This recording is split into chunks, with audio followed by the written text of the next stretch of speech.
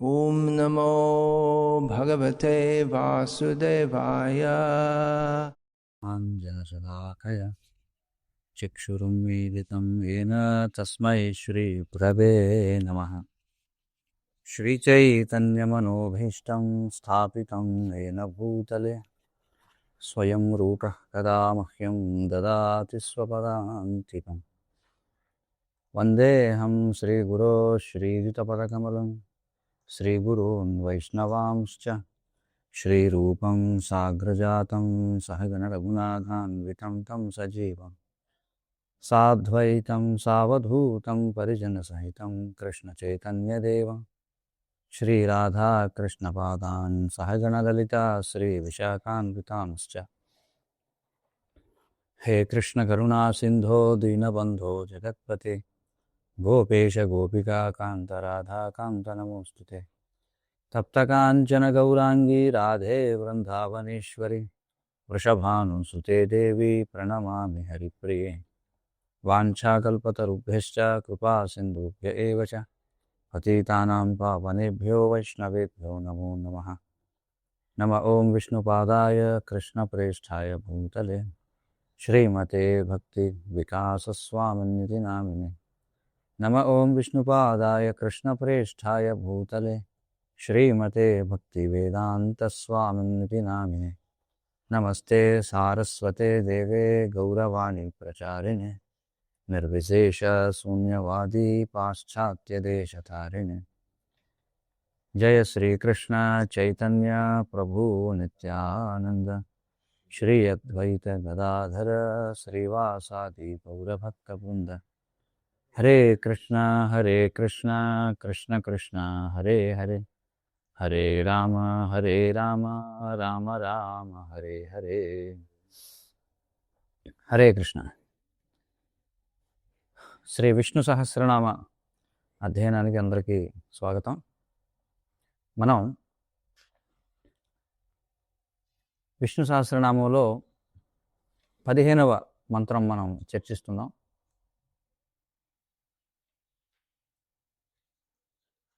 భూతాత్మ పరమాత్మా చ ముక్తానాం పరమాగతిః అవ్యయ పురుష సాక్షి క్షేత్రజ్ఞోక్షర ఏవ చ. ఇప్పటి వరకు మనం 13 నామాలు చర్చించడం జరిగింది. ఈరోజు మనం 14వ నామాన్ని చర్చించడానికి ప్రయత్నం చేద్దాం. 14వ నామము పురుష అనేది 14వ నామం. ఈ విష్ణు సహస్రనామాన్ని చర్చించడం వలన భగవంతుడు ఏ గుణాల వలన భగవంతుడిగా పిలువబడతాడో మనం ఒక సంపూర్ణ అవగాహనను పొందుతాం అన్నమాట. అంటే భగవంతుడు ఎందుకు భగవంతుడు అయ్యాడు అది తెలియడానికి మనకి ఈ విష్ణు సహస్రనామ అధ్యయనం అనేది మనకు ఉపయోగపడుతుంది. అసలు విష్ణువుని ప్రత్యేకంగా భగవంతుడిని ఎందుకు అంటారో, మనం ఆయన్ని ఎందుకు పూజించాలో మనకి విష్ణు సహస్రనామాలు చూస్తే మనకు అర్థమవుతుంది అన్నమాట. ఈ విష్ణువు యొక్క 1000 నామాలు ఏవైతే ఉన్నాయో ఇందులో కొన్ని నామాలు చాలా ముఖ్యమైనవి. అంటే నామాలన్నీ ముఖ్యమైనవే. కొన్ని నామాలు ఆయన యొక్క అసలైన ఉనికిని మనకి వివరిస్తాయి.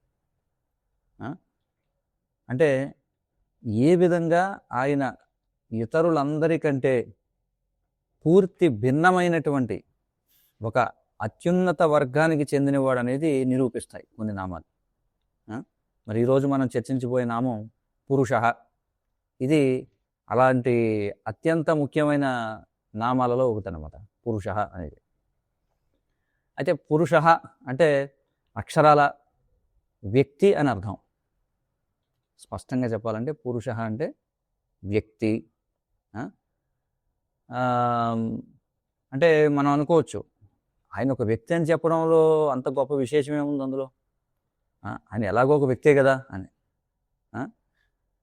ఉదాహరణకి దయచేసి మాకు ఎవరో పలానా రాజుగారి గురించి ఏదైనా చెప్పండి అని అన్నారు. ఆ వ్యక్తి పేరు రాజు అనుకుందాం. ఆ రాజుగారి గురించి ఏదైనా చెప్పండి అని అడిగినప్పుడు నేను ఆయన ఒక వ్యక్తి అని చెప్పాను అనుకోండి, ఎవరు అడిగారు నన్ను, పలానా రాజుగారి గురించి నాకు చెప్పండి. నేనేమంటానంటే ఆయన ఒక వ్యక్తి అని చెప్తే మీకు నేను ఏమైనా వివరించినట్టు అనిపిస్తుందా? అదేంటి, అది అందరికీ తెలిసిందే కదా. రాజుగారు అన్న వ్యక్తి, అందులోనే మన వ్యక్తి అనే మాట వాడుతున్నాం. చాలా సర్వసాధారణంగా వాడే మాట ఇది, మన వ్యక్తి అనేటువంటి. సో ఆయన ఒక వ్యక్తి అని చెప్పడంలో విశేషం ఏమిటది అందరికీ మనకు తెలిసిందే కదా ముందే. కానీ విష్ణువు విషయంలో పురుష అనేటువంటి నామాన్ని వాడడం చాలా ప్రాముఖ్యత కలిగి ఉందన్నమాట. అంటే ఏదో రాజుగారు లేదా నాయుడు గారు లేకపోతే చౌదరి గారు వీళ్ళని ఒక వ్యక్తి అని అనడం వేరు, కానీ ఇక్కడ మన విష్ణువుని ఒక వ్యక్తి అని అనడంలో చాలా ప్రాముఖ్యత ఉంది. ఎందుకంటే సమాజంలో ఈ భగవంతుడి రూపాన్ని వాళ్ళు ఏం చేస్తారంటే భగవంతుడి రూపాన్ని లేదా ఉనికిని నిరాకారంగా మార్చాలని పెద్ద ఎత్తున ప్రయత్నం జరుగుతూ ఉంటుంది. ఎందుకంటే ఇప్పుడు మనం ప్రపంచంలో ఇప్పుడు చూస్తే భగవంతుణ్ణి విశ్వసించే వాళ్ళే అత్యధిక సంఖ్యలో ఉన్నారు కదా. నాస్తికుల కంటే భగవంతుడిని విశ్వసించే వాళ్ళే ఎక్కువగా ఉన్నారు. కానీ ఆ భగవంతుడి విశ్వసించే వాళ్ళలో అత్యధిక శాతం మంది భగవంతుడికి రూపం ఉందనుకుంటారా లేదనుకుంటారా? ఇప్పుడున్న ప్రపంచ మతాల్లో మనం చూస్తే రూపం ఉందనుకుంటారా లేదనుకుంటారా?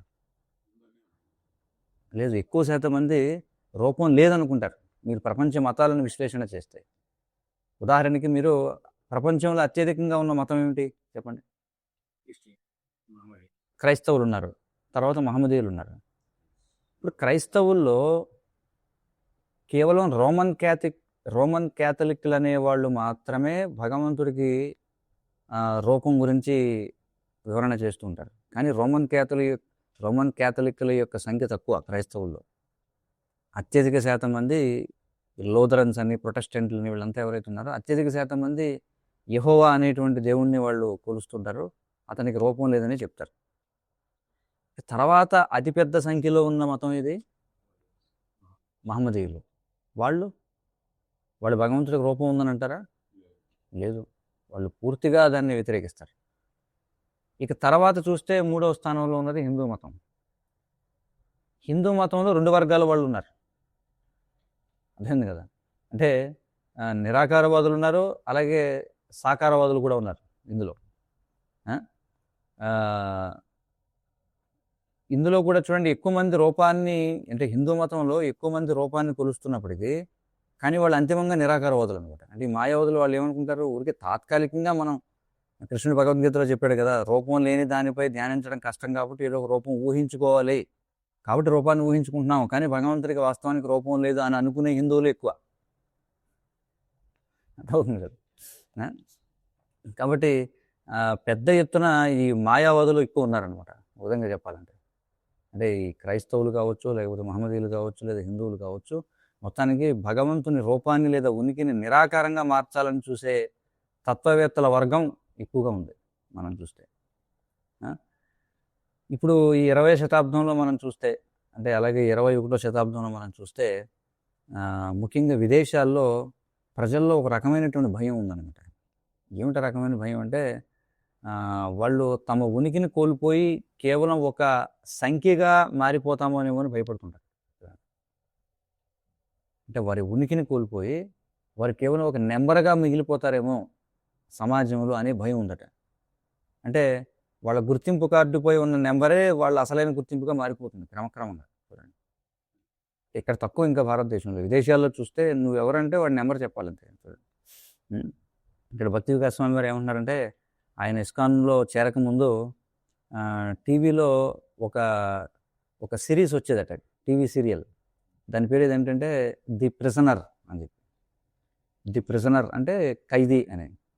వారు ఏమంటున్నారంటే అందులో ఒక వింతైనటువంటి కార్యక్రమం. అందులో ఎలా చూపిస్తారంటే, ఒక వ్యక్తి ఒక గ్రామంలో నివసిస్తూ ఉంటాడు.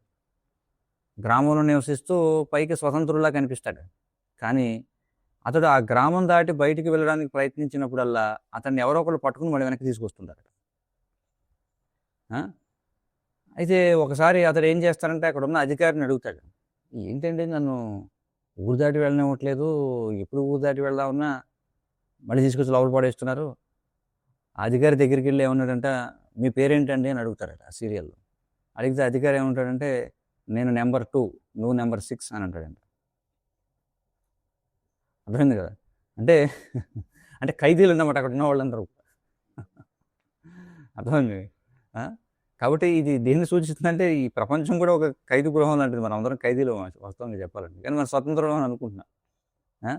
అప్పుడు ఆ ఖైదీ ఏమిటాడంటే, ఇదేమిటి మీరు నెంబర్ 2 నేను నెంబర్ 6ఆ? నేను నెంబర్ని కాదు, నేను ఒక వ్యక్తిని నేను అని సమాధానం ఇస్తాడన్నమాట. అంటే కేవలం ఒక నెంబర్గా మారిపోవడం, లేదా అందరిలోనూ ఒక నెంబర్గా మిగిలిపోవడం అనేది అంటే ఈ విధమైన నిరాకార భావన, అంటే ఒక అస్తిత్వం, మనకంటూ ఒక గుర్తింపు, ఒక అస్తిత్వం లేకపోకుండా ఉండడం అనేది ఒక భయంకరంగా ఆలోచనగా అనిపిస్తుంది మనకి కదా. కానీ ఈ మాయావాదులు ఏం చేస్తారంటే, సాక్షాత్తుగా ఆ భగవంతుడినే నిరాకారుడిగా మార్చేయాలని చూస్తాను. ఇప్పుడు మనం పలానా మిస్టర్ రాజు అనేవాడు ఒక వ్యక్తి అని అన్నప్పుడు దాని అర్థం ఏమిటి? వ్యక్తి అంటేనే ఇతరుల కంటే భిన్నమైన కొన్ని ప్రత్యేక గుణాలు కలిగి ఉంటాడని అర్థం. మనందరం వ్యక్తులం. నేనొక వ్యక్తిని, మీరొక వ్యక్తి. ఎప్పుడైతే నేను ఒక వ్యక్తిని అన్నానంటేనే దాంట్లో అంతర్లీనంగా ఉన్న అవగాహన ఏమిటి? మిగిలిన వారి నుండి నన్ను వేరుపరిచేటువంటి నాకొక గుర్తింపు అనేది ఉంది, అంతే కదా అర్థం. అలాగే భగవంతుడికి పురుష అనే నామం ఉండడం అంటే ఏంటంటే, అప్పుడు దాని అర్థం ఏమవుతుంది? భగవంతుడు అందరికంటే ఒక భిన్నమైనటువంటి, ఒక అత్యున్నతమైనటువంటి దివ్య గుణాలు మరియు రూపం ఉన్నాయి అని శాస్త్రం స్పష్టంగా చెప్తుందన్నమాట. కాబట్టి ఇది మాయావాదుల ముఖం మీద ఒక గుద్దు గుద్దడం లాంటిది. ఇది భగవంతుడిని పురుష అని పిలవడం. ఆయన ఒక వ్యక్తి. ఆయన ఒక వ్యక్తి అంటే మీరు ఒక వ్యక్తి, నేను ఒక వ్యక్తి. మనందరం కూడా భిన్నమైనటువంటి గుణాలు కలిగి ఉన్నాం. అలాగే భగవంతుడు కూడా ఈ జీవులందరిలో లేనటువంటి పూర్తి భిన్నమైనటువంటి గుణాలు కలిగి ఉన్నాడు. చూడండి. ఇప్పుడు ఎవరైనా మరి ఇందాకన్నా ఒక మిస్టర్ రాజు అని చెప్పన్నాం, అతడి గురించి ఇంక మరికొంత చెప్పండి అని అడిగారు అనుకోండి ఎవరైనా. అప్పుడు దాని అర్థం ఏంటంటే, అతని పేరే ఏం సూచిస్తుంది? అతడు ఇతరుల నుండి వేరు అనేది సూచిస్తుంది. ఎందుకంటే అందరి పేర్లు ఒకలా ఉండవు. ఒకవేళ పేరు ఒకలా ఉన్నా మళ్ళీ అందులో ఇంటి పేరు ఉంటుంది, ఇంటి పేరులో తేడా ఉండొచ్చు. కాబట్టి ఇప్పుడు ఎవరైనా మరికొంత చెప్పండి ఆ వ్యక్తి గురించి అని అడిగారంటే, అతడిని మిగతా వ్యక్తుల నుండి వేరు చేసి చూపే ప్రత్యేక లక్షణాల గురించి మేము వినాలనుకుంటున్నాం, దాని గురించి చెప్పండి అని అర్థం. ఇంకేముంటాయి వేరు చేసేవి? వయసు. అతనికి ఒక 29 ఏళ్ళు వయసు. అతను ఎక్కడ ఉంటాడు? భీమవరంలో ఉంటాడు. కొన్ని రాజు అనేది చాలా సాధారణమైన పేరు కాబట్టి అదేమిటంటే రాజు ముందు వెనక ఏదైనా ఉంటుందా అంటే నాగరాజు అని చెప్పి. సో ఇలా ఇంకేముంటాయి? లేకపోతే అతని వృత్తి, అతను ఒక ఇంజనీరు. లేకపోతే ఇప్పుడు ఆయుర్వేద శాస్త్రం నుండి చూసామనుకోండి, అతని శరీరంలో తేడా ఉండొచ్చు. కఫపిత్త వాతముల్లో వాడు వాత ప్రవృత్తికి చెందినవాడు చూడండి. లేదా అతనికి క్రికెట్ చూడడం ఇష్టం. ఇలా ఇవన్నీ కూడా ఏంటంటే అతని వ్యక్తిత్వాన్ని వివరించే కొన్ని లక్షణాల కింద ఉంటాయి. కాబట్టి వ్యక్తి అంటేనే ఒక విశిష్టమైన వ్యక్తిత్వం, అంటే పర్సన్ అంటేనే పర్సనాలిటీ అని అర్థం అవుతుంది కదా. కాబట్టి ఇది చాలా ముఖ్యమైనటువంటి విషయం. అందుకే చెప్తున్నాము, ఈ మాయావదులు ఏం చేస్తారంటే వాళ్ళు విష్ణునామాన్ని జపిస్తారు. మాయావదులు కూడా విష్ణు సహస్రనామాన్ని జపిస్తారు, వాళ్ళు హరే కృష్ణ మంత్రం చేస్తారు చూడండి. కానీ విచిత్రం ఏమిటంటే వాళ్ళు విష్ణునామాన్ని జపించినప్పటికీ చివరికి విష్ణువుకి ఎలాంటి గుణాలు లేవని వాదిస్తారు. అంటే మొత్తం విష్ణు సహస్రనామం అంతా భగవంతుడి గుణాల గురించి, కానీ వాళ్ళ అవగాహన ఏమిటి? అంతిమంగా భగవంతుడు నిర్గుణుడు అని చెప్పి అంటారు. నిర్గుణుడు, నిరాకారుడు అని చెప్పి వాదిస్తారన్నమాట. మరి అసలు అలాంటప్పుడు వాళ్ళు ఎందుకు భగవంతుడికి నామం చెప్పిస్తున్నారనేది వాళ్ళకే తెలియాలి కారణం. అర్థం పర్థం ఉందా దానికి? లేదు. కాబట్టి శ్రీల ప్రభుపాదుల వారు చెప్పినట్టుగా ఏంటంటే, వాళ్ళు ప్రభుపాదుల వారు ఏమంటారంటే, మాయావాదులు ఫిలాసఫైజ్డ్ విష్ణువుని పూజిస్తారట.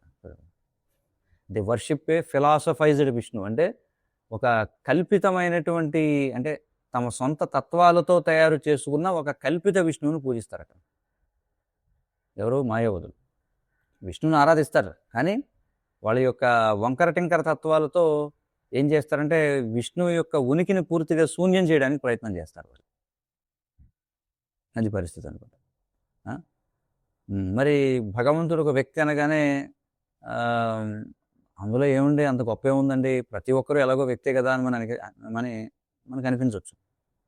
మీరు వ్యక్తులమే, నేను వ్యక్తినే, ఆయన కూడా వ్యక్తే, మరి భగవంతుడు కూడా ఒక వ్యక్తి అంటున్నారు, అందులో విశేషం ఏమిటి? కానీ దీనికి ముందున్న నామం ఏదైతే ఉందో అది దీని యొక్క స్పెషాలిటీని మనకు సూచిస్తుంది. ఎలాంటి వ్యక్తి అయినా దీనికి ముందున్న నామం ఏమిటి? ఏమిటి ఇంతకు ముందు నామం ఏం చర్చించుకున్నాం, చెప్తారు ఎవరైనా? ఏమిటది? అవ్యయ అనేటువంటిది ఇంతకు ముందున్న నామం. కాబట్టి ఇక్కడ చూడండి, అవ్యయ పురుష సాక్షి. పురుష అంటే వ్యక్తి, సరే ఎలాంటి వ్యక్తి అయినా అవ్యయ, చూడండి అది ఇక్కడ క్వాలిఫై చేస్తుంది అనమాట. అవ్యయ అంటే ఏమిటి? వినాశనము లేనివాడు, తరిగిపోనివాడు, శాశ్వతుడు. చూడండి, కాబట్టి ఈ అవ్యయ అనేదే ఈ వ్యక్తిని, అంటే ఏ వ్యక్తిని? విష్ణు అనేటువంటి వ్యక్తిని ఇతరులందరికంటే భిన్నంగా నిలబెడుతున్నారు. దొరుకుతుంది కదా, ఆయన ఒక పురుషుడే, కానీ ఈ భౌతిక ప్రపంచంలోని మనుషులకు ఉండే ఎలాంటి లోపాలు ఆయనకు ఉండవు. అయితే ఈ విషయం మాయావాదులకు అసలు అర్థం కాదనమాట.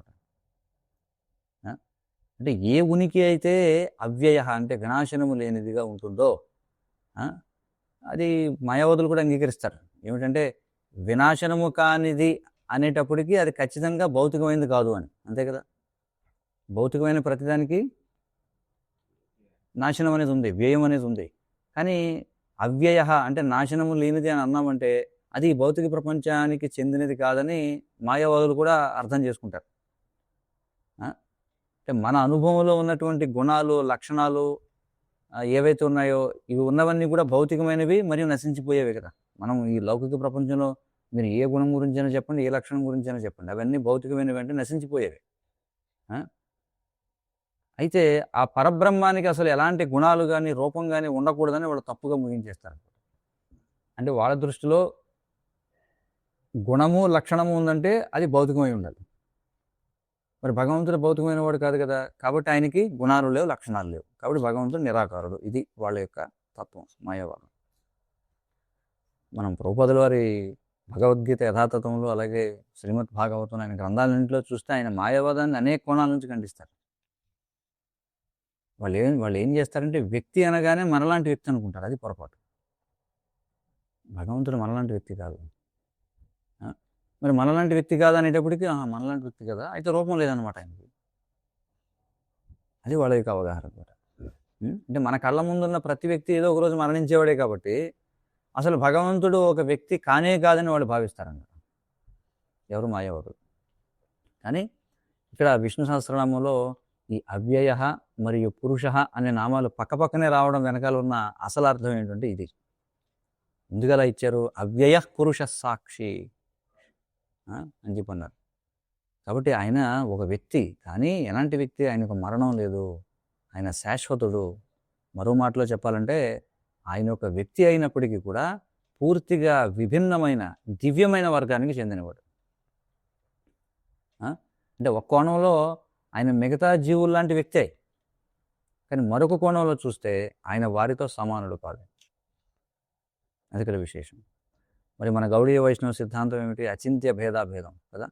అంటే అచింత్య భేదాభేదం అంటే ఏమిటి? ఒకే సమయంలో జీవులకు భగవంతునితో ఏకత్వం ఉంది, అలాగే భిన్నత్వం కూడా ఉంది.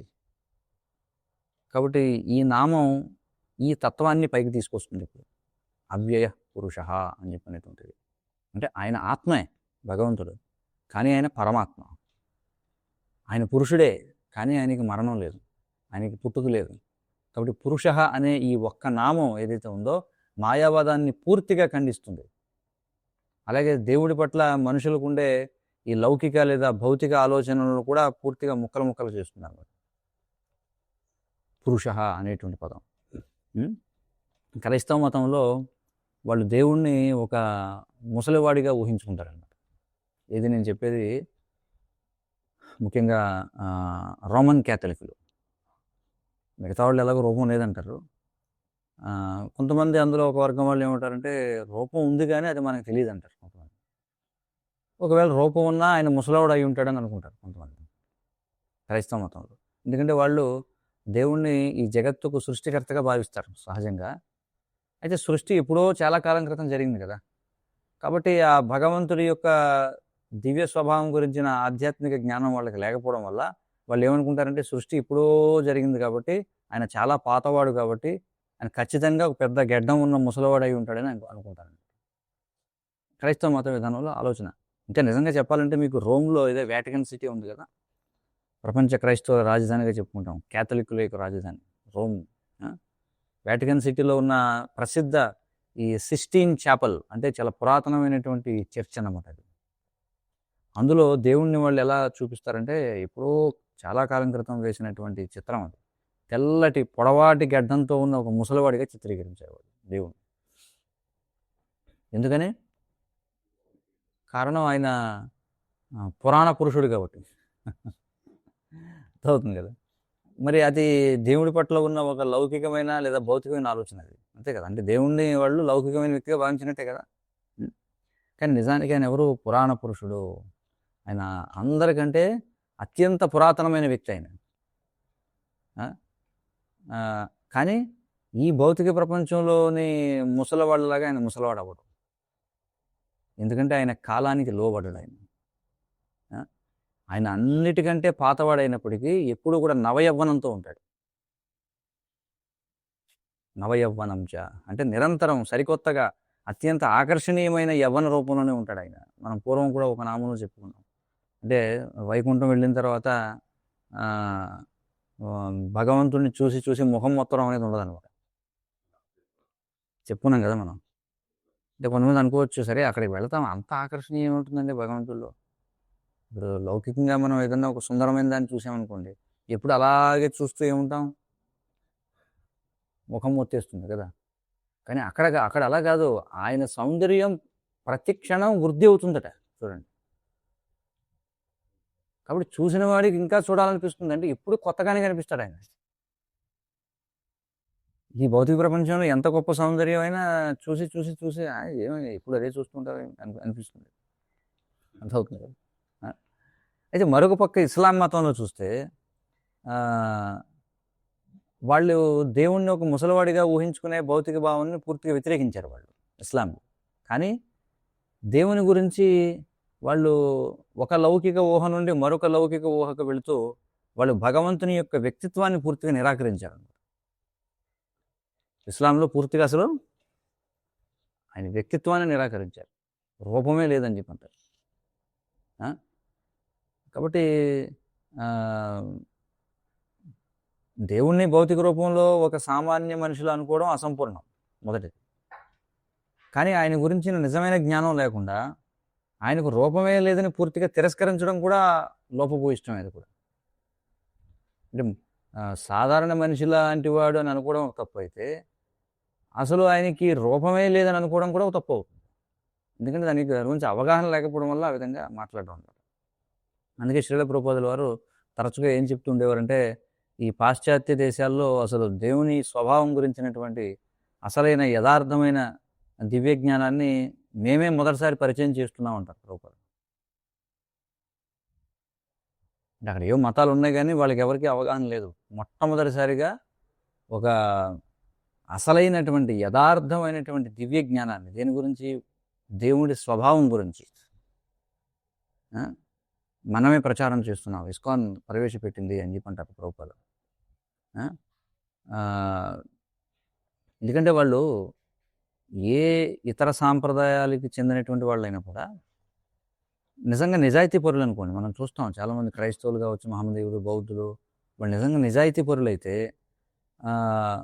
ఎప్పుడైతే వాళ్ళు ఈ కృష్ణ చైతన్య తత్వాన్ని చదువుతారో, వింటారో, ఇది అత్యున్నతమైన ఆధ్యాత్మిక తత్వశాస్త్రం అని వెంటనే గుర్తించగలుగుతారు ఎవరైనా సరే.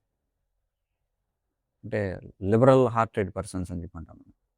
ఉదాహరణకి శ్రీల ప్రభుపాదుల వారి శిష్యుల్లో రవీంద్ర స్వరూప్ ప్రభు అని ఒక ఆయన ఉన్నారు. రవీంద్ర స్వరూప్ ప్రభు అని ఆయన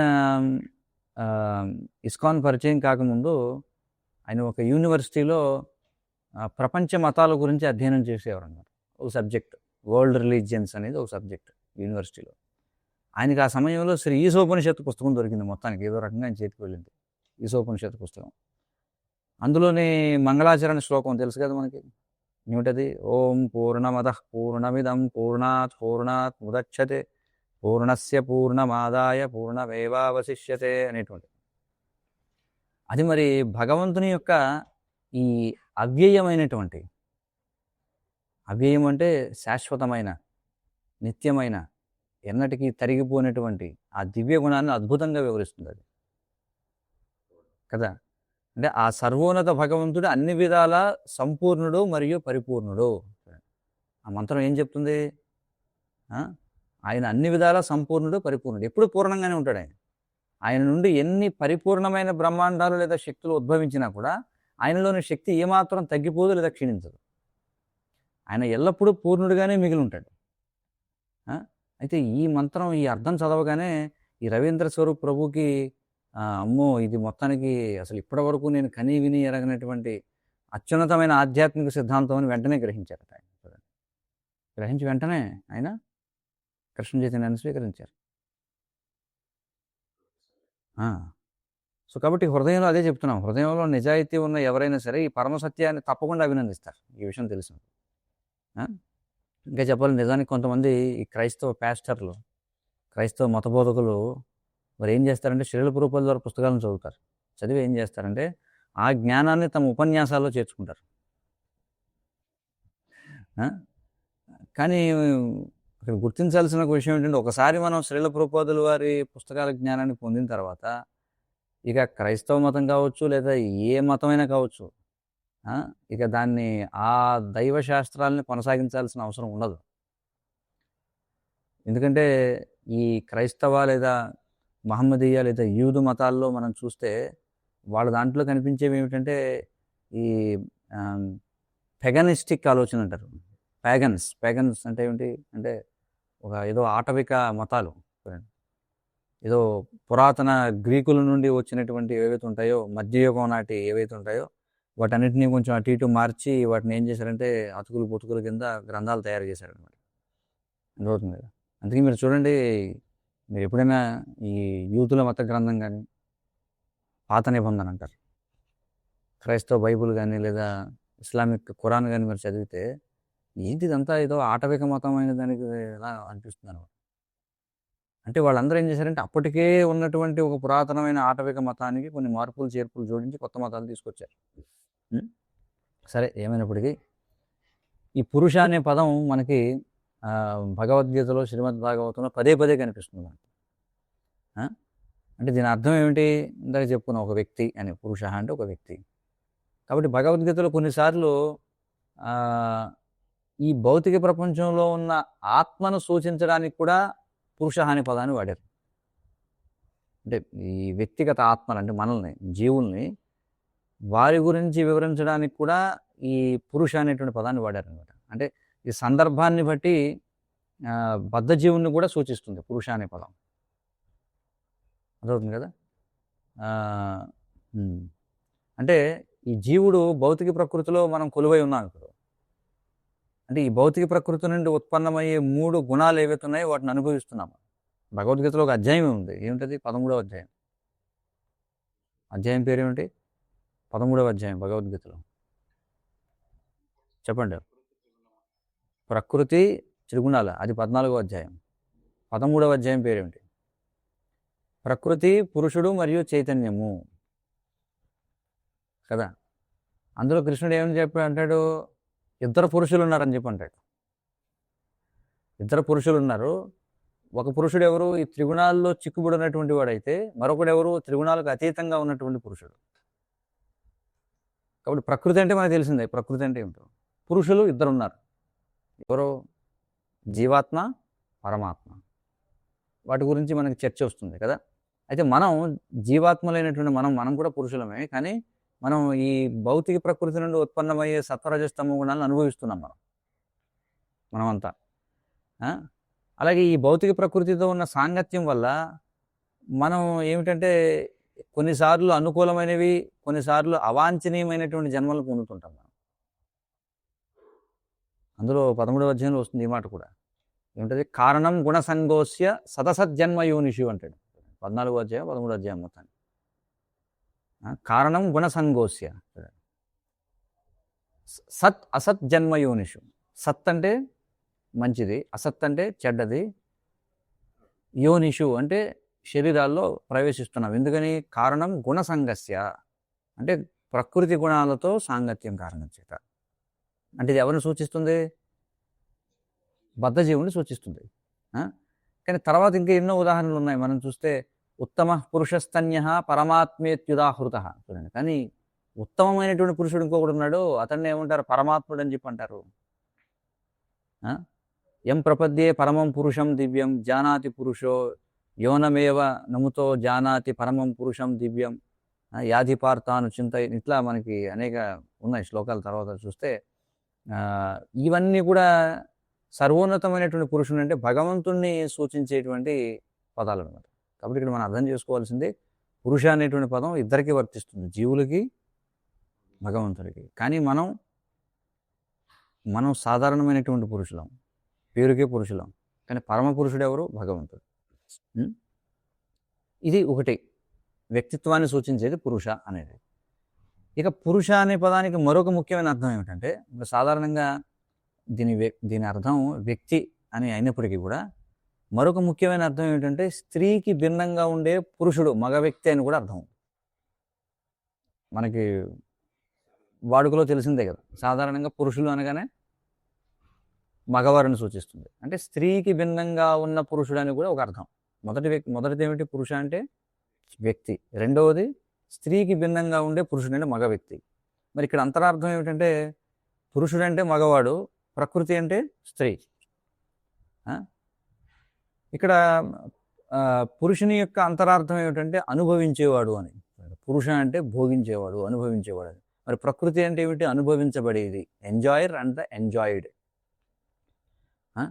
కాబట్టి ఈ పురుషుడు మరియు ప్రకృతి అనే రెండు భావనలపైనే మొత్తం ఈ సాంఖ్య తత్వశాస్త్రం అంతా కూడా ఆధారపడి ఉందన్నమాట.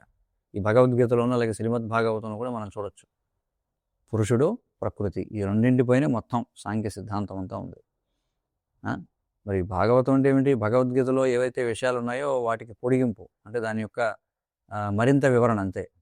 భగవద్గీతలో ఏదైతే చెప్పబడిందో దానికే సంపూర్ణ వివరణ భాగవతంలో మనకి అనిపిస్తుంది.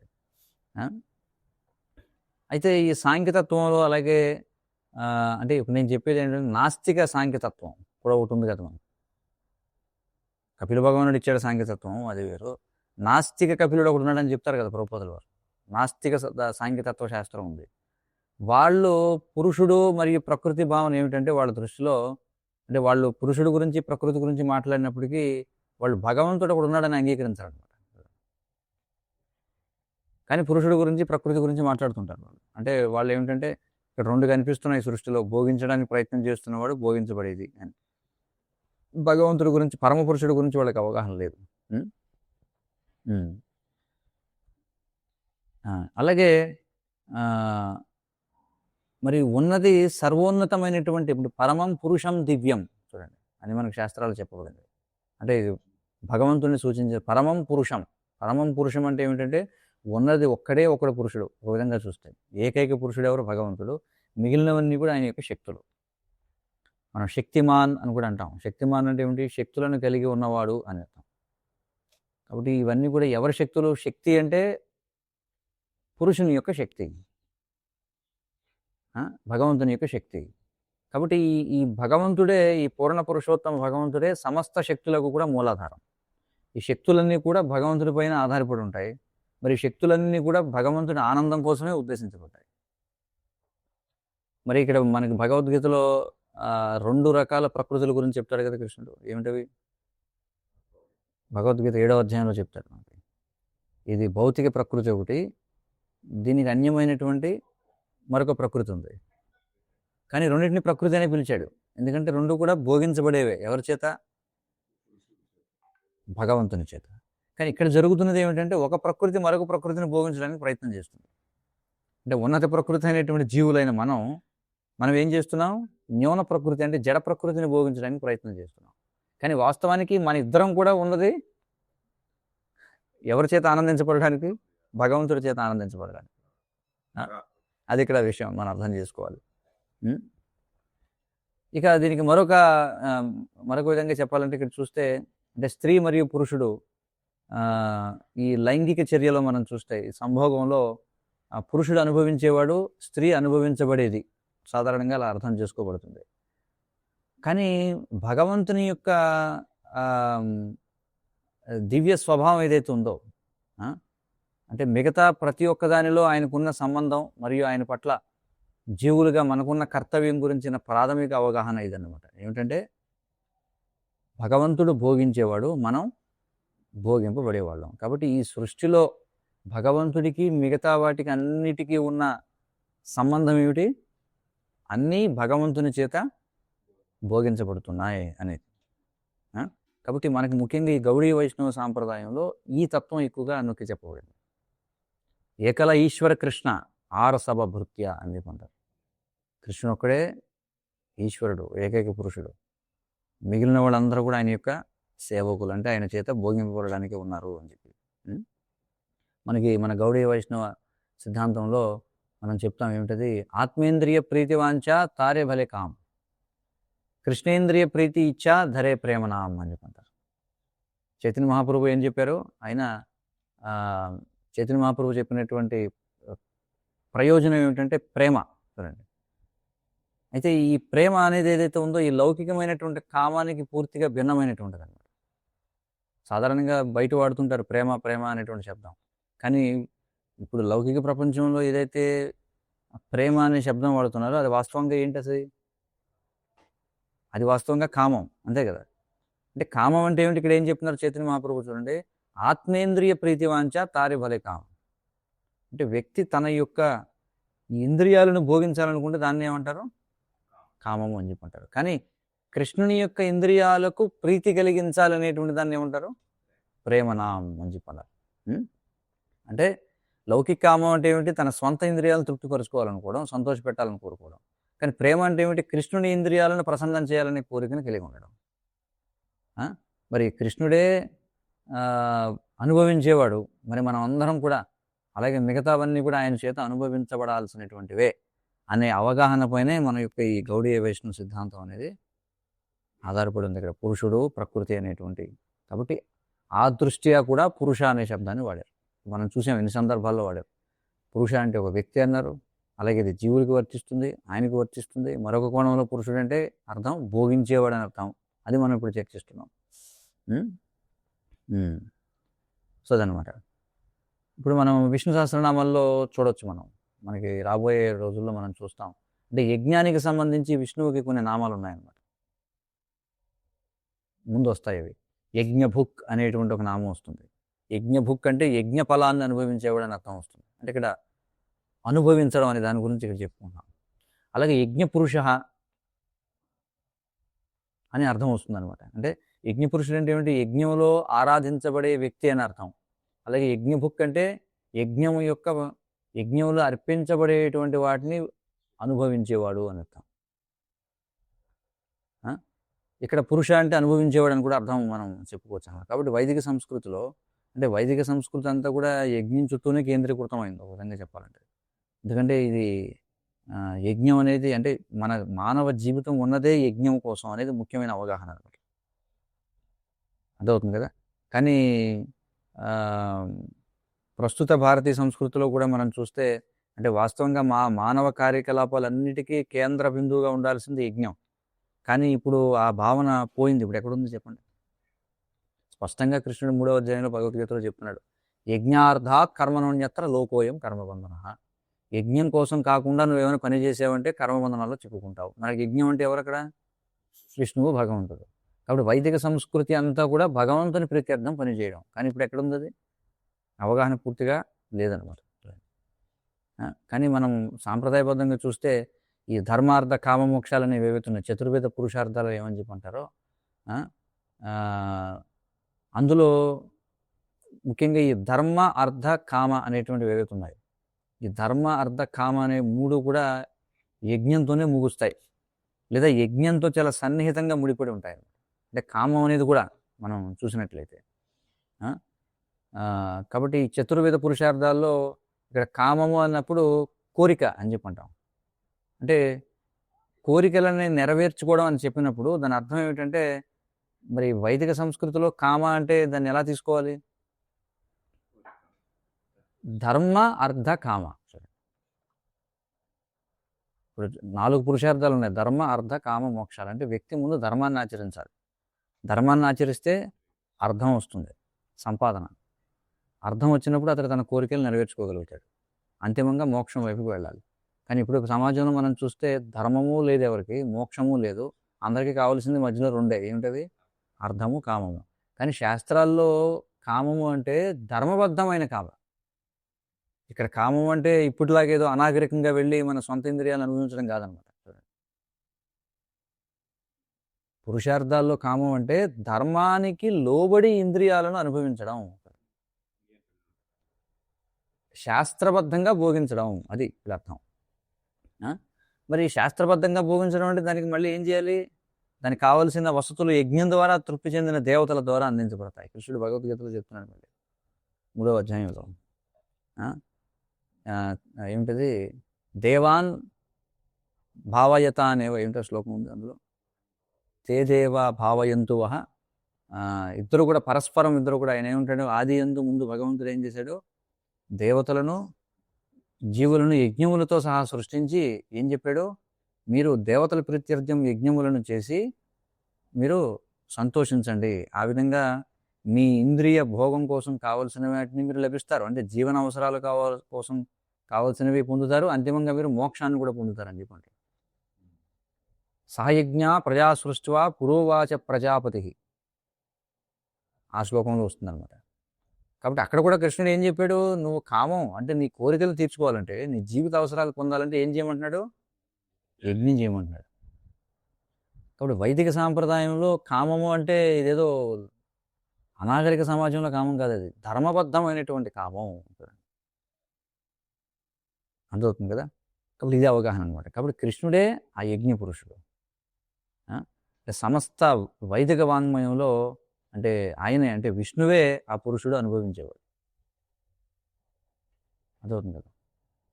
ఆయన మాత్రమే అనుభవించేవాడని అవగాహనే ముఖ్యంగా మన ఈ గౌడీయ వైష్ణవుల కాంట్రిబ్యూషన్ కూడా ఏమిటంటే తత్వానికి ఇదేనమాట. మనం కూడా ఏం చెప్తాం? కృష్ణుడే భోగించేటువంటి వాడు, ఆయనే యజ్ఞ పురుషుడు. అన్ని యజ్ఞాలలోనూ అంటే ఒక్కోసారి యజ్ఞం ఇంద్రయజ్ఞం అని పిలువబడినా కూడా, ఇంద్రయజ్ఞం కావచ్చు, వరుణ యజ్ఞం కావచ్చు, అంటే బాహ్యంగా యజ్ఞం ఎవరికి సమర్పించబడుతున్నట్టు కనిపించినా మొదట ఆరాధింపబడేది మాత్రం ఎవరు? విష్ణువే. ఇంద్రుడికి మనం సమర్పించాలన్నా, దేవతలకు సమర్పించాలన్నా వాళ్ళు విష్ణు ప్రసాదాన్ని తీసుకుంటారు. అది ముఖ్యమైన విషయం మనం తెలుసుకోవాల్సింది. విష్ణువుకి అర్పించకుండా ఏ దేవతలు తీసుకోరు. సాధారణ మనుషులే భగవత్ ప్రసాదం తినాలని చెప్పబడినప్పుడు మరి దేవతలు ప్రసాదం కానీ తీసుకుంటారా చెప్పండి? తీసుకోరు కదా. కాబట్టి యజ్ఞంలో ముందు ఏం చేయాలి? ఖచ్చితంగా విష్ణువునే ముందు ఆరాధన చేయాలన్నమాట. సో అది ఇక్కడ విషయం. కాబట్టి నిజానికి యజ్ఞం కావచ్చు, అలాగే మిగతావన్నీ కూడా కేవలం భగవంతుని ప్రార్థించి ఏదో భౌతికమైన వసతుని పొందడానికి మాత్రమే కాకుండా ఆయన ఆనందం కోసమే చేయబడాలనేటువంటి అవగాహన ఉంది అక్కడ. ఇక్కడ రెండు ఉన్నాయి చూడండి. యజ్ఞం చేయాలి, సరే. దేనికి చేయాలి యజ్ఞం? అంటే ఆయన్ని ప్రార్థించి భౌతికమైన వసతుని పొందడానిక అని ప్రారంభ స్థాయిలో ఉన్నవాడు అనుకోవచ్చు. యజ్ఞం ఎందుకు చేయాలంటే మన కోరికలు తీర్చుకోవడానికి. కానీ అసలైన కారణం ఏమిటి? యజ్ఞం ఎందుకు చేయాలి? ఆయనని ఆనందింపజేయడానికి అనేటువంటి విషయం ఇందులో ఉందన్నమాట. అర్థమవుతుంది కదా? సో అలా అనమాట. సో ఈ అవగాహన ఏం చేస్తుందంటే ఈ కర్మయోగం అంటే కర్మ మిశ్ర భక్తి నుండి శుద్ధ భక్తి వైపుకు తీసుకెళ్తుంది. చూడండి, చేసేది అదే పని, కానీ నువ్వు ఏ ఉద్దేశంతో చేస్తున్నావు? విష్ణువుకే అర్పిస్తున్నావు. కానీ ఎందుకు అర్పిస్తున్నావు? నీ ఆనందం కోసం అనుకో, అప్పుడు అది ఏమవుతుంది? కర్మ మిశ్ర భక్తి అయిపోతుంది. అలా కాకుండా నేను ఇచ్చేది ఎందుకు? భగవంతుని ప్రీత్యర్థం అనుకున్నాను అనుకున్నా, అప్పుడు శుద్ధ భక్తి అయిపోతుంది. తేడా చూడండి. చేసేది అదే పని. ముందుదేమో కర్మయోగం లేదా మిశ్రభక్తి అని చెప్పి అంటాం, కర్మ మిశ్రభక్తి అంటాం. కానీ తర్వాత అదే పని శుద్ధ భక్తిగా కూడా మారిపోతుంది. కాబట్టి ప్రతి ఒక్కటి కూడా ఆయన ఆనందం కోసమే చేయబడాలి. కృష్ణార్థే అఖిల చేష్ట అని చెప్పబడింది కదా.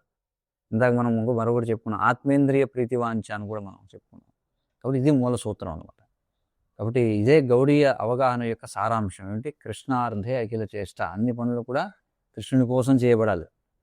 అలాగే అది కృష్ణేంద్రియ ప్రీతివాంఛ, కృష్ణుని యొక్క ఇంద్రియాలను సంతృప్తిపరచాలనేది మనం చూడాలి. అదనమాట. సో కాబట్టి ఇక్కడ ఈ ఈ స్త్రీ పురుష అవగాహన మనం చెప్పుకున్నాం కదా ఇందాక. అంటే పురుష అనే దాన్ని స్త్రీ పురుష నేపథ్యంలో అని అనుకుంటే అప్పుడు పురుషుడు అంటే ఎవరు? విత్తనాన్ని అంటే బీజాన్ని వేసేవాడని అర్థం. పురుష అంటే బీజాన్ని ఇచ్చేవాడని. మరి ఇద్దరు కూడా పరస్పర ఆధారితమైనటువంటి వారు. ఎవరు? స్త్రీ పురుషులు ఇద్దరు కూడా. అంటే ప్రకృతి పురుషుడు. అయితే ఆ ఇద్దరి కలయిక వల్ల ఏర్పడే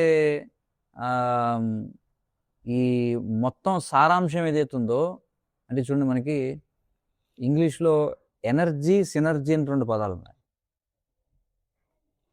ఎనర్జీ అంటే ఏమిటి? ఇప్పుడు ఒకటి కలిపితే ఏమవుతుంది? 2 అవుతుంది.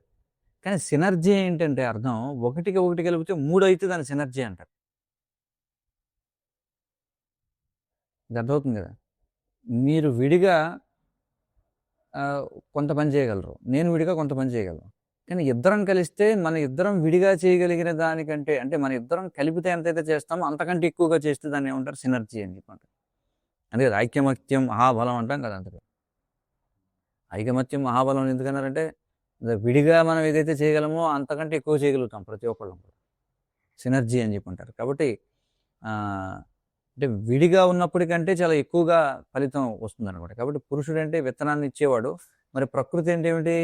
దేనిలోనైతే అభివృద్ధి చెందుతుందో, అంటే ఈ విత్తనం, ఈ బీజం ఎందులో అయితే అభివృద్ధి చెందుతుందో దాన్ని ప్రకృతి అని చెప్పన్నారు. అందుకే భగవద్గీతలో మనం చూస్తే నిధానం బీజమవ్యయం అని చెప్పబడింది. నిధానము అంటే ఏమిటి అర్థం? అంటే మన తెలుగులో నిదానంగా వెళ్ళండి అంటారు, కానీ అక్కడ అర్థం అది వేరనమాట. నిధానము అంటే అన్నిటికీ ఆధారము అని చెప్పారు. అన్నిటికీ ఆధారమైన వాడిని నేనే, అలాగే బీజం అని కూడా నేనే అంటున్నాడు. అవ్యయమైనటువంటి బీజం. చూడండి ఇక్కడ మరి దీని గురించి కూడా మనం చర్చించాం. అంటే కృష్ణుడే వినాశనము లేని విత్తనం, అది కూడా మనం చర్చించాం కదా, గుర్తుందా? విత్తనం భూమిలో వేస్తే ఏమవుతుంది? మొలకెత్తిన తర్వాత విత్తనం తన అస్తిత్వాన్ని కోల్పోతుంది. అంతే కదా. ఒక విత్తనం వేసామనుకోండి, అది మొలకెత్తి మొక్క పైకి వచ్చిన తర్వాత విత్తనం ఇంకా ఉండదు. కానీ కృష్ణుడు అవ్యయ బీజం అని చెప్పి అంటున్నాడు. అంటే కృష్ణుడే అన్నిటికీ విత్తనం అయినా, కృష్ణుడి నుంచి సర్వము వ్యాప్తి చెందిన ఆయన అలాగే ఉంటాడు. అదే కదా విశ్వోపనిషత్తు మంగళాచరణం. పూర్ణమిదం అంటే అదే. అందుకే ఇక్కడ ఏమన్నారంటే బీజం అవ్యయం అని చెప్పున్నారంటే దివ్యమైనటువంటి వినాశనము లేని విత్తనము. కాబట్టి ఈ విధంగా ఉదాహరణతో సంబంధం కలిగి ఉన్నాయి అన్నీ కూడా. కాబట్టి ఈ బీజం అనే నామం కూడా మనకు కనిపిస్తుంది. విష్ణు యొక్క నామాల్లో బీజం అనేది కూడా ఒకటి అనమాట. ముఖ్యంగా ఈ ఈ గౌడీయ అవగాహనలో, అంటే మన సాంప్రదాయంలో, అంటే ఇతరులు కూడా చెప్తూ ఉండొచ్చు, మనం ఎక్కువగా నొక్కి చెప్పేది ఏమిటంటే మన సిద్ధాంతంలో పరమాత్మ అంటే ఆయన స్వయంగా భగవంతుడే. కానీ ప్రత్యేకంగా ఈ విశ్వాన్ని పోషించే విధులలో ఉన్న విష్ణువుని సూచిస్తుంది అనమాట. ఏది? పరమాత్మ అనేటువంటి పదం. ఎందుకంటే విశ్వాన్ని పోషిస్తున్నది కృష్ణుడు ఏ విధంగా పోషిస్తున్నాడు? విష్ణువు రూపంలో. అంటే సమస్త బ్రహ్మాండాలకు పరమాత్మ లేదా అంతర్యామి ఎవరు? మొత్తం సమస్త భౌతిక జగత్తుకి పరమాత్మ ఎవరు? మహావిష్ణువు, కారణోదక సాయి విష్ణువు. అలాగే ఒక బ్రహ్మాండంలో వ్యక్తమై ఆ బ్రహ్మాండానికి పరమాత్మగా ఉండేది కూడా ఎవరు? విష్ణువు, గర్భోదక సాయి విష్ణువు. మళ్ళీ ప్రతి జీవి హృదయంలోనూ అలాగే ప్రతి పరమాణువులోనూ కొలువై ఉండేటువంటి విష్ణువు ఎవరు? క్షీరోదక సాయి విష్ణువు. అందుకే వీటిని, ఈ మూడింటిని ఏమంటారు? మళ్ళీ పురుషాన్ని పదం వచ్చింది. వీటిని మూడింటిని కూడా పురుషావతారాలు అని చెప్పారు. కాబట్టి వీళ్ళు ముగ్గురు పురుషులు అన్నమాట. ఇంకా అలాగే శ్రీమద్ భాగవతం 2వ స్కందంలో మనకి ఒక పురాతన వైదిక సూక్తం, పురుష సూక్తం గురించి చెప్పబడింది. భాగవతం 2వ స్కందంలో పురుష సూక్తం. అందులో మనం పురుషుని యొక్క వర్ణన చూస్తాం. ఎవరో దివ్య పురుషుని యొక్క వర్ణన, దాని పేరే పురుష సూక్తం.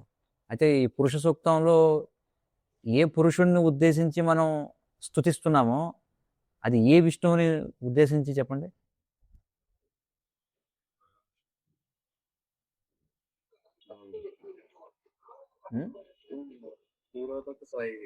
గర్భోదక సాయి విష్ణువుని సూచిస్తుంది.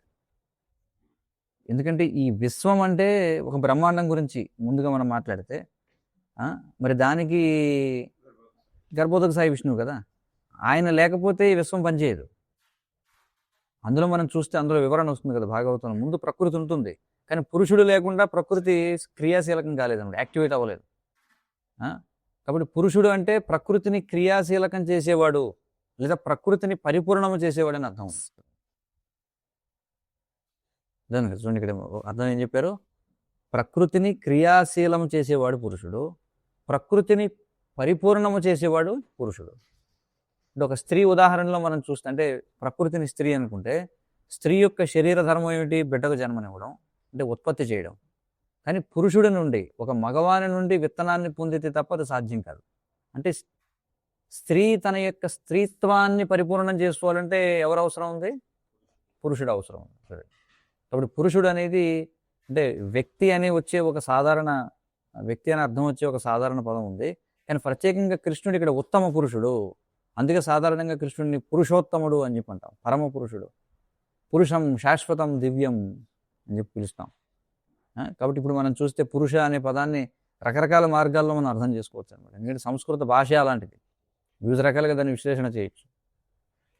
మరికొన్ని ఆసక్తికరమైన విషయాలు చూడండి. ఇక్కడ ఏం చూస్తాం, ఇంకా పురుష అనే దానికి ఎన్ని అర్థాలు ఉన్నాయి చూడండి. పురుషనోతి ఇది పురుష అన్నారు. అంటే ఎవరైతే ముక్తులైన వారికి, అంటే విముక్తి పొందిన ఆత్మలకు దివ్యానందాన్ని పుష్కలంగా ప్రసాదిస్తారో ఆయనే పురుషుడు అని చెప్పాడు శాస్త్రాల్లో. ఎవరిది, విముక్తి పొందిన ఆత్మలకు తన దివ్యానందాన్ని పుష్కలంగా ప్రసాదించేవాడు పురుషుడు అన్నారు. కాబట్టి ఆనందాన్ని ఇచ్చేవాడే పురుషుడు అనమాట. లేదా పురుషుడు అంటే ప్రదాత అని అర్థం. దేన్ని ప్రదానం చేస్తాడు, ఆనందాన్ని ఇచ్చేవాడు. మరొక అర్థం ఏం చెప్పారు, పురుషేతే ఇది పురుష అన్నారు. ఆచార్యుల వివరణ చూడండి. పురుషేతే ఇది పురుష అంటే ఎవరైతే శయనించి ఉంటాడో ఆయన అన్నారు. అంటే ఇక్కడ మనకి ఎవరిని ఉద్దేశించి 3 పురుష అవతారాల గురించి చెప్తున్నారు. ఎందుకంటే వాళ్ళే కదా శయనించి ఉండేటువంటి వాడు, వాళ్ళంతా కూడా అనంతశేషుని ఈ శేషతల్పంపై శయనించి ఉంటారు కదా. కాబట్టి అదొకటి అర్థం పురుష అంటే. మరొకటి చూడండి, పుర అంటే పూర్వ అని ఒక అర్థం కూడా ఉంది, అంటే ఇంతకు ముందు అని కూడా అర్థం ఉందన్నమాట. కాబట్టి పుర ఆసీత్ ఇది పురుష అన్నారట. అంటే ఏది ఉనికిలో లేనప్పుడు అందరికంటే ముందుగా ఉనికిలో ఉన్నవాడు అతడే పురుషుడు అని చెప్పి అన్నారు. అంటే పుర ఆసీత్ అంటే పూర్వము ఉన్నవాడు అని. అలాగే మరొక అర్థం చూడండి, పుర అంటే దేనినైనా పూర్తి చేయడం అని కూడా అర్థం ఉంది.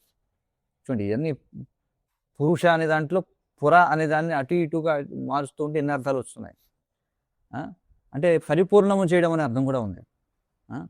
పూరాకరో అంటాం కదా, పూర్తి చేయి అంటాం తెలుగులో కూడా. చూడండి, పూర్తి పురుష అన్నీ ఒకే ధాతువు నుంచి వచ్చాయి. పూరించేవాటి వాడు, పరిపూర్ణము చేసేవాడు. ఇది ఎలాంటిదంటే చూడండి, పూర్ణయతి ఇది పురాణ అని చెప్పున్నారు. పూరయతి ఇది పురాణ అంటే వైదిక జ్ఞానాన్ని పరిపూర్ణం చేసేదే పురాణము అంటే. పురాణం అంటే ఏమిటంటే అంటే వైదిక అధ్యయనాన్ని, వేదాధ్యయనాన్ని పరిపూర్ణం చేసేదాన్ని పురాణం అని చెప్పన్నారు. చాలామంది పురాణాలు అంటే ఏదో కట్టుకథలు అనుకుంటారు. కాదు, పురాణాన్ని చదవకుండా నువ్వు వేదం చదివినట్టు కాదనమాట. ఇప్పుడు పురాణం అంటే వేద జ్ఞానమును, వేదాధ్యయనమును పూర్ణము చేసేది పురాణము. కాబట్టి పూరయితి ఇది పురుష అని చెప్పున్నారు. అంటే మిగతా ప్రతి ఒక్కదానిని పూర్తి చేసి పరిపూర్ణము చేసేవాడు అని. అంటే కృష్ణుడు లేకపోతే ప్రతిదీ అసంపూర్ణమే. అన్నిటినీ పూర్తి చేసేది ఎవరు, కృష్ణుడే పూర్తి చేస్తున్నాడు. అంటే అక్కడ ఏది ఉన్నప్పటికీ అది ఎంత మంచిగా ఉన్నా, ఎంత శక్తివంతంగా కనిపించినా, ఎంత పరిపూర్ణంగా ఉన్నా, ఎంత ఆకర్షణీయంగా ఉన్నా సరే కృష్ణుడు లేకపోతే అది అసంపూర్ణం మరియు లోపభూయిష్టమే. అది మనం అర్థం చేసుకోవాలి. అందుకే శ్రీల ప్రభుపాదుల వారు దీనికి ఒక చక్కటి ఉదాహరణ ఇచ్చేవారు కదా. అని ఏమంటారు, సున్నాల ఉదాహరణ చెప్తారు. మన దగ్గర పేజీల కొద్దీ సున్నాలు ఉన్నాయి. మీకు మొత్తం పుస్తకం అంతా మొదటి నుంచి మొదలుపెట్టి చివరి వరకు సున్నాలు రాసుకుంటూ వెళ్ళొచ్చు, కానీ అంత శూన్యమే కదా చివరికి. కానీ ఒకవేళ మనం ముందు 1 అంకెని పెట్టామనుకోండి, అప్పుడు మనం అసలు లెక్క పెట్టలేం దాన్ని. అంతే కదా. ఏమిటి, పుస్తకం మొదలుపెట్టి ముందు నుంచి చివరి వరకు సున్నాలు రాసి పెడితే ఏమీ విలువ లేదు దాన్ని. జస్ట్ ఊరికి 1 పెట్టామంటే దాన్ని లెక్క పెట్టాలా, మనం లెక్క పెట్టలేము. శ్రీల ప్రభుపాదుల వారి ఉదాహరణ ఈ విదేశాల్లో ఉన్న నాగరికత గురించి చెప్తూ ఉండేవారు అనమాట. ముఖ్యంగా ఈ అమెరికా లాంటి అభివృద్ధి దేశాల గురించి ఈ ఉదాహరణ చెప్పేవారు. అని ఏమనేవారంటే ఈ అమెరికా, ఈ యూరోప్ మొత్తం ఈ దేశాల అభివృద్ధి అంతా కూడా ఇదంతా కూడా పెద్ద సున్నా అని చెప్పి అన్నారు. ఎందుకన్నారంటే ఎందుకంటే ఒకవేళ మీరు కృష్ణుని తీసుకొచ్చారనుకోండి, అప్పుడు మీరు చేసిన ఇవన్నీ, మీరు కట్టిన భవనాలు, మీరు కనిపెట్టిన యంత్రాలు అవన్నిటినీ కూడా కృష్ణుడు పరిపూర్ణం చేస్తాడు. వాటికి మరి మీరు కనిపెట్టిన మీ నాగరికత ఏదైతే వెస్టర్న్ సివిలైజేషన్ అంటున్నాం కదా, విదేశీ నాగరికత అంటున్నాం కదా, దానికి సార్థకం రావాలంటే ఏం చేయాలట? ఒకటి పెట్టాలట, అంటే కృష్ణుడిని జోడించండి అని చెప్తారనమాట. ఎందుకంటే కృష్ణుడు లేకపోతే అంతా కూడా శూన్యమే అవుతుంది. కాబట్టి ఆ విధంగా చూస్తే ప్రతిదాన్ని పూర్తి చేసి పరిపూర్ణము చేసేది ఎవరు? కృష్ణుడు లేకపోతే ఏది పరిపూర్ణం కాదు. ఏది పరిపూర్ణం కాదు. అది ఎంత మంచిగా అనిపించినా పైకి చూడడానికి అది పరిపూర్ణం కాదనమాట. అందుకే ఇక్కడ పురుషుడు అంటే అర్థం ఏంటి? మరొకటి, ప్రతిదాన్ని పరిపూర్ణంగా మార్చేవాడు అని. మరొక అర్థం పురుషనోతి అన్నారు. పురుషనోతి అంటే ఏమిటంటే పుష్కలముగా ఇచ్చేవాడు అనమాట. అంటే ఆయన అపరిమితంగా ఇస్తారనమాట. శ్రీల ప్రభుపాదుల వారు తరచుగా ఆయన చిన్నప్పుడు ఆయన తండ్రి చెప్పిన మాటలు ప్రస్తావించేవారు. ఆయన తండ్రి ఏమనేవాడంటే ఆ ప్రభుపాదుల వారితో, భగవంతుడికి 10 చేతులు ఉన్నాయి, నీకేమో 2 చేతులే ఉన్నాయి. భగవంతుడు నీ నుండి ఏదైనా లాక్కోవాలని ప్రయత్నం చేస్తే ఆయన 10 చేతులతో లాక్కోవాలనుకుంటే 2 చేతులతో నువ్వు అడ్డం పెట్టుకోగలవా? అలాగే ఆయన 10 చేతులతో ఇవ్వాలనుకుంటే 2 చేతులతో నువ్వు ఆయన ఇవ్వగలిగింది తీసుకోగలవా అంటారు. అంతే కదా. కాబట్టి 10 చేతులతో లాక్కోవాలనుకుంటే 2 చేతులతో మనమే రక్షించుకుంటాం. 10 చేతులతో ఇవ్వాలనుకుంటే 2 చేతులతో మనమే తీసుకుంటాం. కాబట్టి ఆ విధంగా పురుష అంటే పుష్కలముగా ఇచ్చేవాడు అని అర్థం కూడా ఉంది. మరొక ఉదాహరణ కూడా చెప్తారు. అడవిలో నడుచుకుంటూ వెళ్ళే ఒక స్త్రీ ఉదాహరణ కూడా చెప్తారనమాట. ఒక ఆడవిడ ఏం చేస్తుందంటే తలపై కట్టెల మోపును పెట్టుకుని వెళుతుంటుంది. కట్టెల మోపు కింద పడిపోతుంది అనమాట. కింద పడిపోతే అయ్యో అంతా కింద పడిపోయింది అని చెప్పి ఏం చేస్తుంది, ఆవిడకి మళ్ళీ అవన్నీ మూట కట్టుకుని ఎత్తిమే పెట్టుకుంటే ఓపిక లేదు. అని ఏమంటుంది, గోవిందా గోవిందా అని బాధతో ఏడుస్తుంది అనమాట. అప్పుడు గోవిందుడు వస్తాడు నిజంగా. ఏమా చెప్పు, నీకేమన్నా చేయాలా ఏమిటని అడిగితే, అంటే సాక్షాత్తుగా భగవంతుడు గోవిందుడు అక్కడ ప్రత్యక్షం అవగానే ఆమె ఏమంటుంది, గోవిందా ఈ కట్టెల మూటని మళ్ళీ నా తల మీద పెట్టని అడుగుతుంది. అంటే ఆయన ఏదైనా చేయగలడు ఆయన, కానీ మనం మూర్ఖులం అనమాట. మనం ఆయన ఇచ్చే నిజమైన దివ్య కానుకను తీసుకోం. ఆయన ఇచ్చే నిజమైన దివ్యమైన వరాన్ని మనం తీసుకోం. ఆయన అపరిమితంగా ఇవ్వగలడు ఆయన, కానీ మన ఆలోచన పరిధి చాలా చాలా చిన్నది. కాబట్టి మనం ఏం చేస్తాం, ఆయన్ని అల్పమైన చిన్న చిన్న లౌకిక వస్తువులను అడుగుతూ ఉంటాం. తిరుపతి వెళ్తుంటారు కదా చాలామంది, తిరుపతికి వెళ్తారు. వెళ్ళి ఏమడుగుతారు? అక్కడికి వెళ్ళి ఎగ్జామ్లో పాస్ అవ్వడానికి సహాయం చేయి, నాకు మంచి ఉద్యోగం రావడానికి సహాయం చేయి, మంచి భార్య దొరకడానికి సహాయం చేయి, ఇలాంటివి అడుగుతారు. భౌతికమైన వరాలు కోరుకుంటారు.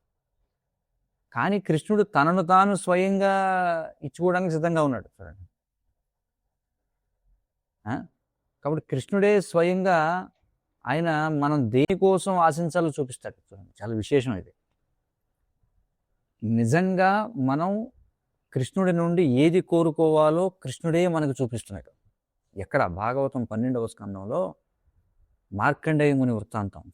ప్రళయ జలాల్లో ఒక వటపత్రంపై, ఒక మర్రి ఆకుపై ఒక శిశువు రూపం చూస్తాడు. ఎవరు? మార్కండేయ ముని. మరి ఆ పసిపిల్లవాడు ఏం చేస్తారంటే, పసిపిల్లలందరూ ఎలాగైతే చేస్తారో ఏం చేస్తారు, కాలి బొట్టన వీళ్ళు నోట్లో పెట్టుకొని చాలా చురుగ్గా చీకుతూ ఉంటారు. మార్కండేయ ముని కూడా చూస్తాడు అలా. కాబట్టి కృష్ణుడు ఏం చూపిస్తున్నాడంటే, మీరు అందరూ ఏం ఆశించాలి, ఇదిగో ఇది ఆశించాలి. ఏం ఆశించాలి? ఆయన యొక్క చరణ కమలాల అమృతాన్ని ఆశించాలి. మరి అది ఎంతటి అమృతం అంటే స్వయంగా కృష్ణుడే రుచి చూస్తున్నాడు అనమాట. కృష్ణుడే స్వయంగా తన యొక్క కాలి బొట్టన వీళ్ళు నోట్లో పెట్టుకున్నాడు. అంటే ఆయన ఏం ఆలోచిస్తున్నాడు, నా పాదాలంటే నా భక్తులందరికీ ఇష్టం, మరి నా భక్తులు అంతగా నా పాదాలను ఇష్టపడుతున్నారంటే ఇది ఖచ్చితంగా మంచిదై ఉండాలి. అందుకే కృష్ణుడు ఏం చేస్తున్నాడు, తన స్వంత కాలి బొటన వేలుని నాకి అది చాలా బాగుందని తెలుసుకుంటున్నాడు ఆయన. కాబట్టి కృష్ణుడు పుష్కలంగా ఇవ్వగలడు. మరి మనం ఇక వేరే దేనినైనా ఎందుకు కోరుకోవాలి చెప్పండి. కాబట్టి పురుషనోతి ఇది పురుష అని చెప్పన్నారు. అంటే ఎవరైతే సమృద్ధిగా ఇస్తాడో ఆయన. పురు అంటే పుష్కలంగా, సనోతి అంటే ఇచ్చేవాడు అని. కాబట్టి పురు అంటే ఫలాని సనోతి దదాతి ఇది పురుష అన్నారు. ఎవరైతే అపరిమితమైన ఫలితాలను ఇస్తారో ఆయన అని చెప్పన్నారు. ఏమిటది? రసోవై సహా, రసో వయసహ రసం హి ఏవం లబ్ధ్వానందీ భవతి అని మనకి శాస్త్రాలు చెప్తున్నాయి. అంటే ఆయనే శుద్ధమైనటువంటి దివ్యానందం. రసో వయసహ భగవంతుడు అంటేనే దివ్యానందం అనమాట. మరి ఆయనను పొందిన తర్వాత మనం ఎప్పుడైతే భగవంతుడిని పొందుతామో అప్పుడు మనం సంపూర్ణంగా ఆనందమయం అవుతాం. మనకి నిరాశ నిస్పృహలతో ఉంటాం, అసంపూర్ణంగా అసంతృప్తితో ఉంటామంటే ఇంకా మనం భగవంతుని పూర్తిగా పొందలేదు కాబట్టి అసంతృప్తి అంతా. ఇక శంకరాచార్యుల వారు ఏమర్థం ఇచ్చారో చూద్దాం. అంటే కొన్ని తీసుకుంటాం, మనం కొన్ని తీసుకోం. శంకరాచార్యుల వారు ఆయన మాయావాదుల నాయకుడు కదా. ఆయన ఏమంటారంటే పురుష అనే శబ్దానికి నవద్వారం పురం పుణ్యం ఏతైర్భావై సముందితం వ్యాప్యసేతే మహామాయా తస్మాత్ పురుష ఉచ్యతే అని చెప్పంటారు. ఎందుకంటే ఆయన 9 ద్వారాలు ఉన్న ఈ శరీరంలో నివసిస్తాడు కదా. ఆయన పురుష అని ఎందుకన్నారంటే నవద్వారపురములో జీవిస్తాడు కాబట్టి పురుషుడు అని చెప్పన్నారు. భగవద్గీతలో చెప్పబడింది కదా, నవద్వారే పురే దేహి అన్నారు కదా. అంటే 9 ద్వారాలు ఉన్నటువంటి శరీరం. జీవాత్మ 9 ద్వారాలున్న పురంలో నివసిస్తుంది. అంటే 9 ద్వారాల నగరం అనమాట ఈ శరీరం. కాబట్టి ఈ నిర్వచనం మహాభారతంలో కూడా చెప్పబడింది అనమాట.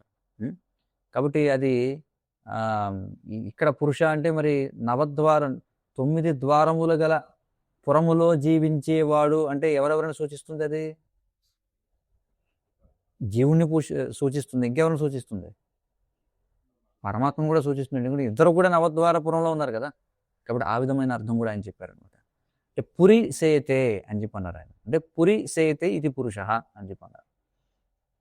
అలాగే పూర్వం ఏవ అహం హి అస్య అది కూడా చెప్పబడింది. అంటే పురుషుడు అంటే అందరికంటే ముందుగా ఉనికిలో ఉన్నవాడు అని కూడా అర్థం ఉంది. అందరికంటే ముందు ఉనికిలో ఉన్నవాడు. పూర్వ మహాసమితి పురుషస్య పురుషత్వం నవద్వారే పురే అని చెప్పన్నారు.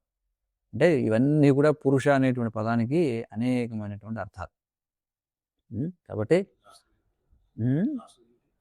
చివరిగా అందరికంటే పూర్వము ఉన్నవాడు అని అదే కదా చెప్పుకున్నాం. అదే చెప్పుకున్నాం. కాబట్టి అందరికంటే ముందు ఉనికిలో ఉన్నవాడు అని. కాబట్టి ఈ పరమ పురుషుడు భగవంతుడు పూర్ణ పురుషోత్తముడు భగవానుడు అయినటువంటి విష్ణువు కృష్ణుని గురించి మనం ఎంతైనా చెప్పుకోవాలన్నమాట. చూడండి, ఎంతైనా చెప్పుకోగలం. ఎందుకంటే పురుషుడు అంటే అసలైన అనుభవించేవాడు. మనందరం కూడా అనుభవించాలనుకునే వాళ్ళమే, అవును. కానీ ఈ భౌతిక ప్రపంచంలో మనం అందరం అనుభవించే వాళ్ళం కావాలని ప్రయత్నం చేస్తున్నాం మనం. కానీ అసలైన అనుభవించేవాడు ఎవరరా అంటే భగవంతుడు. మనం ఈ భౌతిక ప్రపంచంలో 84 లక్షల జీవరాశుల పరిధిలో ఏదో ఒక రూపాన్ని తీసుకుంటాం. ఆ పరిధిలో మనం అనుభవించే వాళ్ళం కావాలని ప్రయత్నం చేస్తున్నాం 84 లక్షల శరీరాలు. కానీ ఆయన ఆది పురుషుడు, గోవిందం ఆది పురుషం అని చెప్తున్నారు. అంటే ఎవరైతే అసలైన యథార్థమైనటువంటి అనుభవించేవాడు, ఆయన ఎప్పుడు కూడా అనుభవించేవాడి స్థానంలోనే ఉంటాడు ఆయన భగవంతుడు. ఆయన ఎప్పుడు కూడా అనుభవించబడేవాడు కాదు. అంటే ఆయన ఆనందానికి ఎలాంటి ఆటంకము కలగదన్నమాట, భగవంతుడి యొక్క ఆనందానికి. అందుకే ఆయన్ని ఆది పురుషుడు అని చెప్పున్నారు. ఆయనే విష్ణువు. కాబట్టి పురుషుడు అంటే అనుభవించేవాడు. హరే కృష్ణ కృష్ణ కృష్ణ హరే హరే, హరే రామ రామ రామ హరే హరే. ఏమైనా ప్రశ్నలు సూచనలు ఉంటే చెప్పండి. ఈరోజు కొంచెం ఎక్కువ సమయం తీసుకున్నాము మనం, కానీ పురుష అనేటువంటి నామాన్ని మనం కొద్దిగా రుచి చూడగలిగాం. ఎవరికైనా చర్చించిన దాంట్లో ప్రశ్నలు ఉన్నాయా చెప్పండి. కృష్ణుడు తనకు తానుగా ఇచ్చుకోవాలన్నంత జీవుడు. అవును. సో మనం యోగ్యత ఏం భగవంతుడు తనను తాను ఇచ్చుకోవడానికి సిద్ధంగా ఉన్నాడు. కానీ దురదృష్టవశాత్తు మనకి కోరిక లేదు. మనం తుచ్చమైనటువంటివి ఇందాక చెప్పిన ఉదాహరణలాగా నెత్తి మీద నుంచి కట్టెల మూట కింద పడిపోయింది. గోవిందా గోవిందా అంటే స్వయంగా వచ్చాడు ఆయన. ఆయన ఏమడిగినా ఇవ్వగలిగేవాడే. కానీ మనం ఏమడుగుతున్నాం, మళ్ళీ మూట కట్టి నెత్తిమే పెట్టమని. అది మన పరిస్థితి. మనం సిద్ధంగా లేము. కాబట్టి మనం ఎలా సిద్ధంగా ఉండగలం అంటే మన హృదయంలో ఉన్నటువంటి ఏవైతే ఈ భోగించాలనేటువంటి ప్రవృత్తిని పూర్తిగా తీసివేసి భగవంతుడికి శరణాగతి పొందాలనే కోరిక ఉంటే అప్పుడు ఆయన తనను తాను సంపూర్ణంగా ఇచ్చుకోవడానికి సిద్ధంగా ఉంటాడు.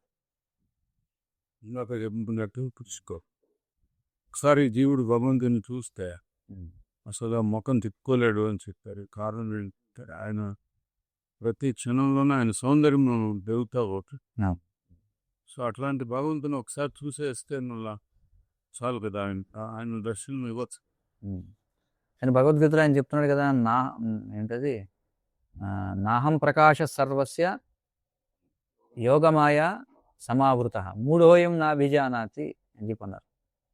కానీ మనం అదే చెప్తున్నాం, మనం మూఢత్వం కారణం చేత, అదే ఏమిటా మూఢత్వం అంటే మనలో ఎప్పటి వరకు అయితే భోగించాలనే ప్రవృత్తి ఉందో అప్పటి వరకు మనం దాన్ని గ్రహించలేము. అదొక్కటే అడ్డుపడే. ఎంత భక్తి చేసినా సరే మనకంటూ కొంచెం ఎంజాయ్ చేయాలనే ఒక భోగించాలనేటువంటి ప్రవృత్తి ఒకటి ఉంది కదా, అందుచేత మనం దాన్ని సాధించలేదు. ఇంకెవరికైనా ఏమైనా ప్రశ్నలు ఉన్నాయా ఆన్లైన్లో? ప్రభు హరే కృష్ణ. హరే కృష్ణ, చెప్పండి. ఇప్పుడు కృష్ణుడు అంటాడు కదా ప్రభు భగవద్గీతలో, ఆ బ్రహ్మ భువనాల్లోకి పునరావర్తన వచ్చిన అని. జనరల్ గా మనం ఇప్పుడు మీ దీవవారం రావాలంటే మధ్యలో ఎన్నో స్టాప్ దాక్కుంటూ రావాల్సి ఉంటుంది కదా, మరి బ్రహ్మలోకం వెళ్ళిన తర్వాత అట్నుంచి మనం వైకుంఠం వెళ్ళొచ్చు కదా, తిరిగి మళ్ళీ పునః జన్మ తీసుకొని మళ్ళా వెళ్ళాల్సి ఇక ఈ రిపీటెడ్ యాక్షన్ ఎందుకు జరుగుతుంది? ఎందుకు జరుగుతుందంటే బ్రహ్మలోకం వెళ్ళినా భోగించాలనే ప్రవృత్తి పోకపోతే జరిగేది అదే. అర్థమవుతుంది. ఒకవేళ ఆ ప్రవృత్తి లేకపోతే వైకుంఠం వెళ్ళొచ్చు. శ్రీల ప్రభువుల ఉదాహరణ ఇస్తారు. ఏమంటారంటే, వీళ్ళు సైంటిస్టులు ఏం చేశారట, కష్టపడి ఎక్కడికో చంద్రమండలం మీదకి వెళ్ళామని చెప్తారు. ఎవరో మొట్టమొదట వెళ్ళినవాడు ఎవరు, యూరీ గగారిన్ అనేవాడు వెళ్ళాడు స్పేస్లోకి, రష్యా వాడు. అంత దూరం వెళ్ళిన తర్వాత వాడు మళ్ళీ రష్యా ఎక్కడుందా అని వెతుక్కుంటున్నాడు అక్కడి నుంచి. మీకు అర్థమవుతుంది. అక్కడికి వెళ్ళినా సరే మళ్ళీ గూగుల్ ఎర్త్లో మన ఇల్లు ఎక్కడ ఉందని చెప్పి చూసుకోవాలండి. అంటే దాని అర్థం ఇక్కడికే ఆసక్తి ఉంది, మళ్ళీ ఇక్కడికి తిరిగి వస్తాం. సో అదే కారణం. హరే కృష్ణ. ఇంకెవరికైనా ప్రశ్నలు ఉన్నాయి? శ్రీ విష్ణు సహస్రనామ స్తోత్రం కీ జయ. జగద్గురు శ్రీల ప్రభుపాద కీ జయ. పరమ పూజ్య బక్కీకా స్వామి మహారాజ్ కీ జయ. వాంఛాకల్పతరుభ్యశ్చ కృపా సింధుభ్యేవ చ పతితానాం పావనేభ్యో వైష్ణవేభ్యో నమో నమః.